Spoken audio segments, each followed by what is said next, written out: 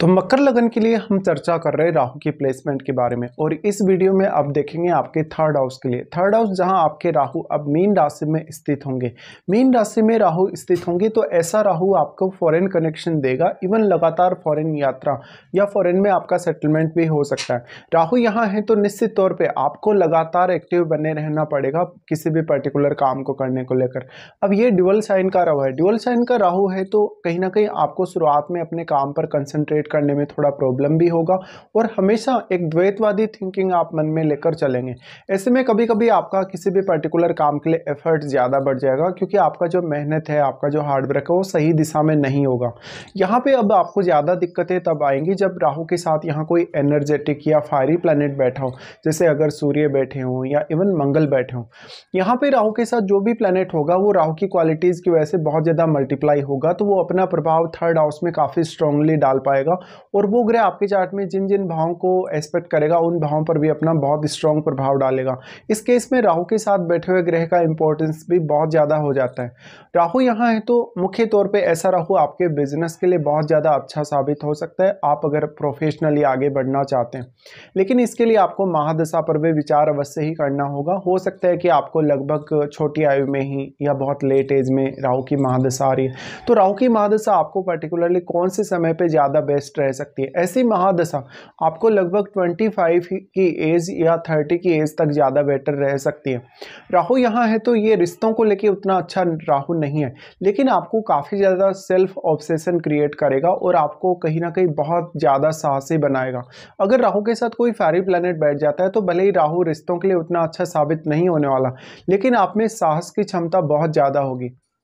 राहु यहाँ third house में है तो अब आपको बेसिकली खुद पर फोकस करना ज़्यादा जरूरी है किसी भी काम को करने को लेकर, क्योंकि थर्ड हाउस आपके सेल्फ एफर्ट का है और जितना ज़्यादा यहाँ राहु का प्रभाव है या राहु के साथ बैठे हुए ग्रह का प्रभाव है, तो ऐसी कंडीशन में उस ग्रह से आपको काफ़ी मदद मिल सकती है जीवन में आगे बढ़ने में। ऐसा जातक जो होगा वो हमेशा अपने जीवन में तरक्की करने को लेकर बहुत ज़्यादा ऑब्सेस्ड होगा और इसमें आपको राहु का पूरा रोल भी देखने को मिलेगा। अब आपके चार्ट में क्योंकि राहु गुरु के घर में बैठे हैं, इसलिए गुरु की इंपॉर्टेंस बहुत ज़्यादा बढ़ जाती है, क्योंकि गुरु यहाँ राहु के डिस्पोजिटर हैं। ऐसे में गुरु आपके चार्ट में अगर बहुत अच्छी स्थिति में हो तो आपको राहु से और भी ज़्यादा यहाँ अच्छे रिजल्ट मिल सकते हैं। या फिर राहु के साथ इनका कोई मित्र ग्रह बैठा हो तब। राहु के साथ आपके थर्ड हाउस में जो भी प्लैनेट बैठेगा आपका कहीं ना कहीं मेन फोकस उन भावों पर भी रहेगा जिन भावों का वो ग्रह यहाँ स्वामी होकर बैठा है, इसलिए आपको उन भावों पर भी जरूर ध्यान देना चाहिए।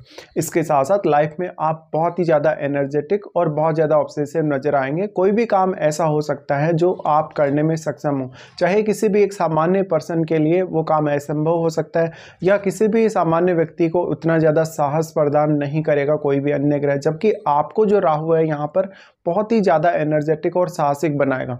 इसलिए ऐसे राहु का प्रयोग अगर आप बिजनेस करने के लिए करें या अपने प्रोफेशन में करें तो ज़्यादा बेहतर रिजल्ट रह सकते हैं। अगर हम एस्पेक्ट्स के हिसाब से देखेंगे तो राहु सबसे पहले आपके सातवें भाव को एस्पेक्ट करते हैं। सातवें भाव को राहु द्वारा एस्पेक्ट किया जाना आपकी मैरिड लाइफ और रिश्तों के लिए अच्छा साबित नहीं होने वाला, क्योंकि ये चंद्रमा का घर है और चंद्रमा के घर पर जब राहु प्रभाव डालेंगे तो ये आपके पर्सनल नेम फेम के लिए अच्छा है, आपकी प्रसिद्धि के लिए या आपकी पब्लिक डीलिंग के लिए अच्छा है, लेकिन ये आपके जीवन साथी की सेहत को खराब कर सकता है। जीवन साथी के साथ आपको बहुत ज़्यादा ऑब्सेशन दे सकता है, उनके साथ आपको मिसअंडरस्टैंडिंग क्रिएट कर सकता है और उनके साथ आपके रिलेशंस बिगाड़ सकता है। ये प्रॉब्लम आपको तब ज़्यादा बढ़ जाएगी जब कोई भी एनर्जेटिक या कोई भी फायरी प्लैनेट आपके 7th हाउस में स्थित होगा। इसके साथ साथ आपके चार्ट में अब चंद्रमा का अच्छी स्थिति में होना भी उतना ही ज़्यादा जरूरी हो जाता है।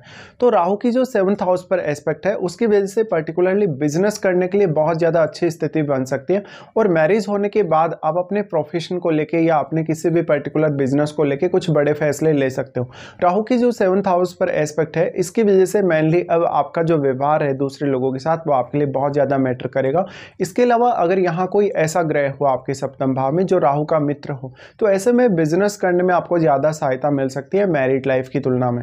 फिर राहु एस्पेक्ट करते हैं आपके नवम भाव को। नवम भाव में जो आपके साइन है वो बुध का साइन है, कन्या राशि, और यहाँ ये राहु को बहुत ज़्यादा प्रिय है। लेकिन यहाँ प्रॉब्लम आपको ये रहेगा कि यहाँ केतु स्थित होंगे। ऐसे में आपको ज़्यादा से ज़्यादा मेहनत करनी होगी अपने भाग्य को जगाने के लिए भी और नवम भाव से संबंधित कार्यों को अंजाम देने के लिए भी।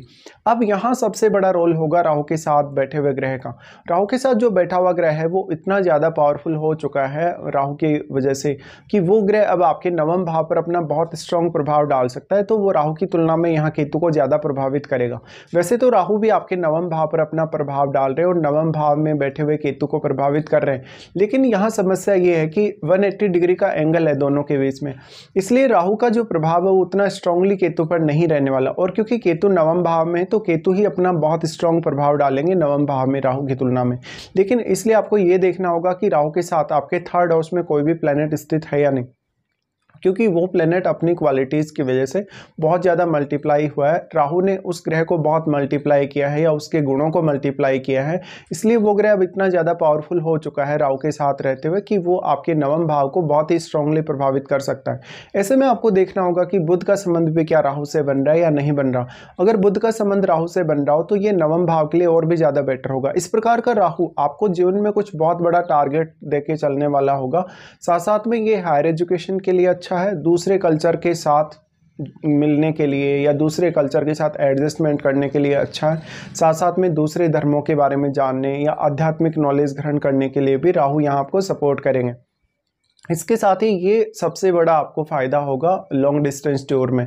अगर किसी दूसरे स्टेट में या इवन किसी दूसरी कंट्री में आप सेटल होने के लिए देख रहे हैं तो ऐसा राहु आपको बहुत बड़ा योगदान दे सकता है अपनी तरफ से।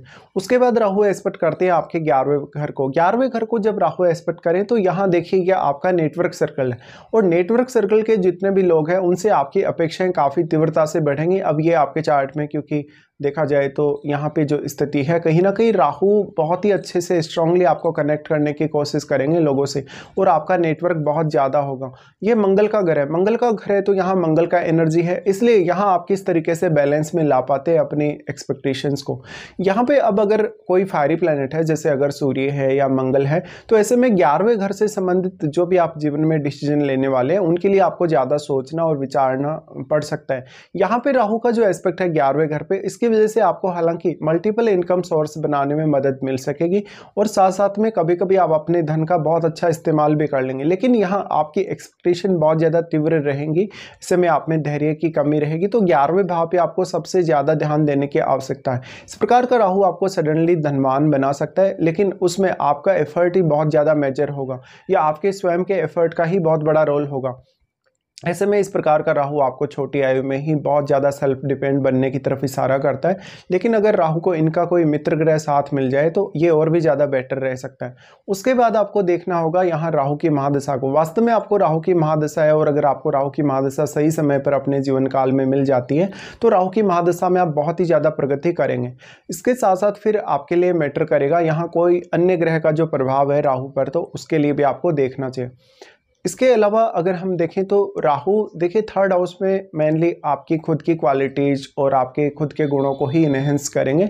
साथ साथ में आपके जो भाई बहन हैं, जो रिलेटिव्स हैं या जो आपके पड़ोसी वगैरह हैं, उनसे हो सकता है कि या तो आप छोटी एज में ही दूर हो जाएंगे या उनके साथ आपकी अंडरस्टैंडिंग उतनी प्रॉपर कभी कभी नहीं रहेगी। ये प्रॉब्लम आपको तब ज़्यादा बढ़ सकती है जब यहाँ कोई एग्रेसिव प्लैनेट राहु के साथ बैठा है। तो इस तरीके से आपको विचार करना होगा जब भी आपका राहु आपके थर्ड हाउस में स्थित हो मीन राशि में।